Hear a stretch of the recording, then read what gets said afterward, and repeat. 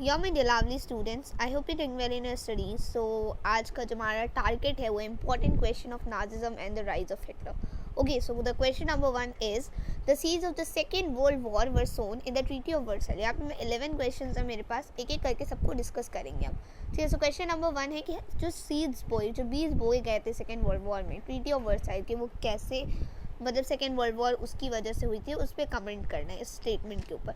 तो जो सीज ऑफ सेकेंड वर्ल्ड वॉर थे ना, जो वर्साइल्स के अंदर बोए गए थे, वो ट्रीटी जो है जर्मनी के ऊपर फोर्स की गई थी, जब मतलब थोपी गई थी एज अ काइंड, और जब जो जर्मनी था वो फर्स्ट वर्ल्ड वॉर में हार गया था, और ये जो ट्रीटी थी वो काफ़ी ह्यूमिलिएटिंग और एक्सप्लॉइटिंग थी।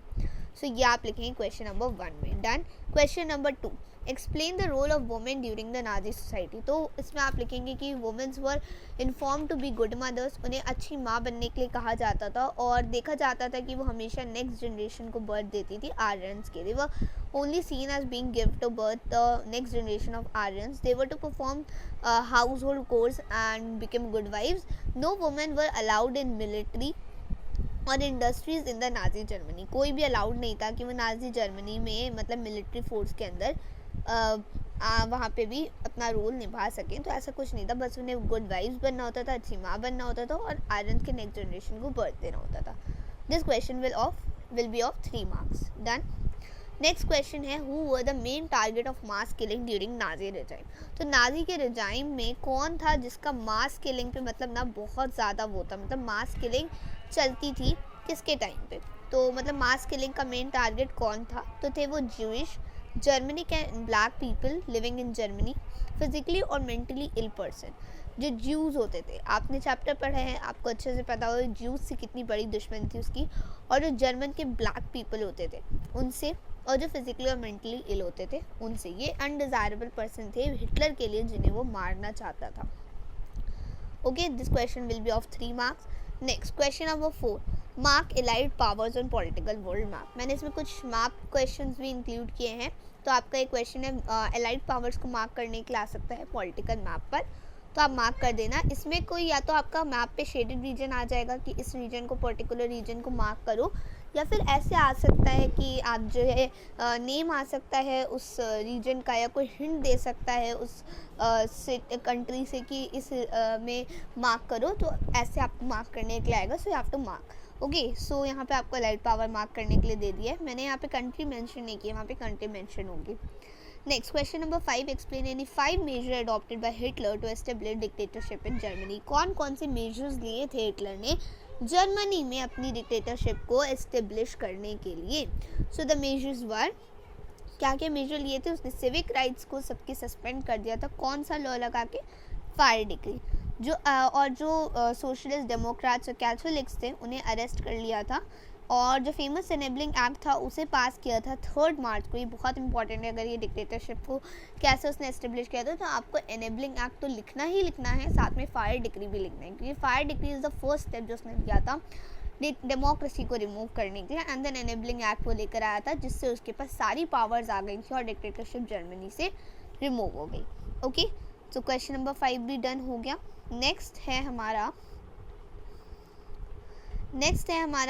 Question number 6, state any 2 factors which made Weimar Republic politically fragile. तो 2 फैक्टर हैं। सबसे पहले तो उसने जो है ट्रीटी ऑफ वर्साइल्स को साइन कर दिया था, जो कि बहुत ज़्यादा हार्श और ह्यूमिलिएटिंग थी, बहुत ज़्यादा सफोकेटिंग थी जर्मनी के लिए, और इवन उसके खुद के लोग उसे सपोर्ट नहीं कर देते। वो इकोनॉमी को डेवलप नहीं कर पा रही थी, अनएम्प्लॉयमेंट ख़त्म नहीं कर पा रही थी, कुछ भी नहीं कर पा रही थी जर्मनी के लिए। दैट्स व्हाई वीमार रिपब्लिक काफ़ी फ्रेजाइल थी, काफ़ी नाजुक थी। ठीक है, let's move to the next question.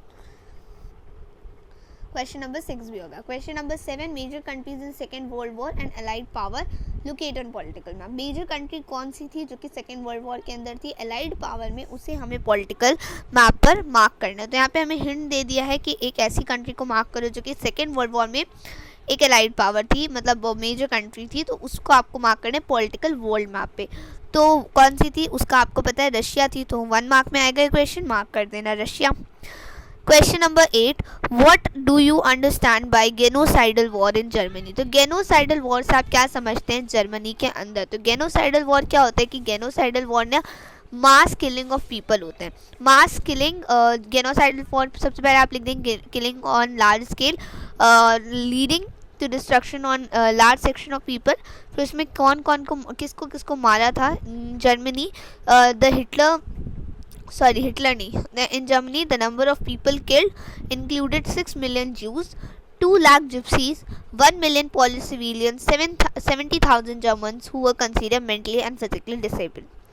Okay, besides innumerable political opponents. ये आप लिख देंगे, पूरा कंटेंट आपको लर्न करना पड़ेगा, कुछ फैक्ट वे में आप लिख सकते हैं। तो क्वेश्चन नंबर 7 भी हो गया और क्वेश्चन नंबर 8 भी हो गया। 3 मार्क्स में आएगा तो लिख दो कि चलेगा। अब कौन सी एजुकेशन थी जो कि नाजी स्कूल्स में दी जाती थी? तो नाजी के जो यूथ से उन्हें क्या एजुकेशन दी जाती थी, क्या उन्हें पढ़ाया जाता था? Okay, so you have to write this. Okay, so उन्हें क्या एजुकेशन दी जाती थी? उन्हें जो है सिखाया जाता था देवर टू बी लॉयल, उन्हें लॉयल बनना है और जो ज्यूज़ हैं उनसे थोड़ा हट के रहना है, ठीक है। और ये सारी चीज़ें उन्हें सिखाई जाती थी। उन्हें लॉयल बनना है, उन्हें ज्यूज़ से अलग रहना है और ज्यूज़ से नफ़रत करनी है। और दोबारा उनकी टेक्स्ट बुक्स को लिखा गया था, उसके अंदर रिजाइड साइट्स को इंक्लूड किया गया था। ये सारी जो पॉइंट्स आप जो है इसके अंदर लिखेंगे। Question number 9 done. 5 मार्क्स का आएगा, सब लिख देना। What was article 48 of Weimar Republic? Weimar Republic में आर्टिकल 48 क्या था ये लिखना है।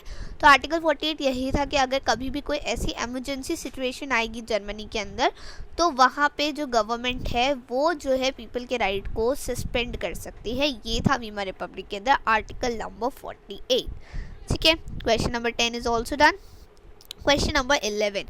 Explain any 2 causes of Great Economic Depression state 3 consequences of the economic depression on Germany. इसमें आपको लिखना है कि क्या जो था उसका आया था कॉज, मतलब डिप्रेशन, ग्रेट इकोनॉमिक डिप्रेशन का क्या क्या कॉजेस थे वो लिखने, क्या क्या कॉन्सिक्वेंसेज हुए थे वो लिखना है। तो कॉज क्या था? क्योंकि ग्रेट वॉल ऑफ एक्सचेंज था यूएसए का, वो क्रैश कर गया था, तो जिसकी वजह से जर्मनी पे क्या असर हुआ था?